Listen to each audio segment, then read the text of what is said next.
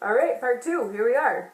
So you should have just done these on the left-hand side, just in case my video cut out. These are the ones you did, and we're going to go over number 1. So what you should have said for number 1 is, since it says x plus 12 here, you know that in the x direction, I'm moving to the positive, which is to the right, so I should have said 12 units, right? And then right here it says y minus 3. So in the y direction, I'm moving in the negative, so 3 units down. And that's what you should have done for all 4 of these examples. Use words to describe what's happening. Okay.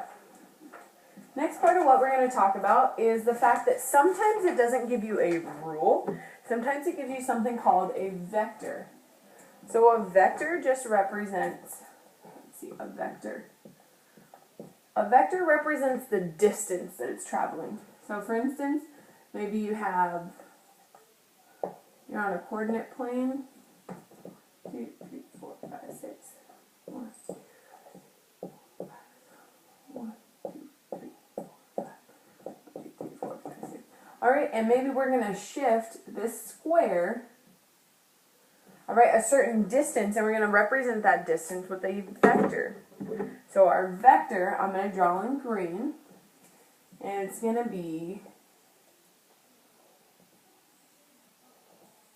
this is going to be our vector, okay? And we would represent that as certain coordinates. So this vector is going to be moving this shape 2 units to the right and 2 units up. Right, so it's going to be moving 2 units to the right and 2 units up. So that's how you'd represent a vector. So each of these points is going to move 2 units to the right, 2 up. 2 to the right, 2 up. This one, 2 to the right, 2 up. 2 to the right, 2 up. Right, and of course my graph was not perfect, but that would be the shape. Once we have moved it, a distance of this vector. Okay? So I'm going to give you a couple more examples of these vectors and what they do.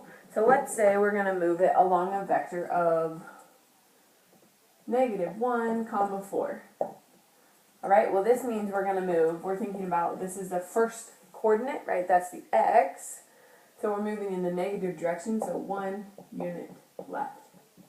Okay, this is like the second coordinate, it's like the y. We're moving in the positive direction, so we're moving 4 units up. And that's all that a vector is telling you, right? What's happening to the x's, what's happening to the y's.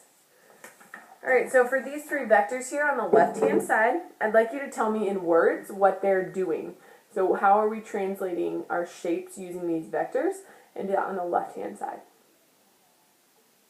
Okay, assuming you've just done these on the left-hand side, we are going to look at, this is the very last thing that we're going to do. I told you it was going to be a short video, so I got to keep to my word. Here's the example. We have 3 coordinate points, A, B, and C. You are going to move those coordinate points and give me new coordinate points, A prime, B prime, and C prime, using this vector. So think about what does that 3 and what does that 4 represent, and move those according to this vector. Okay, that's the last thing you're doing on the left-hand side, this one right here, and then you are done with 17.1.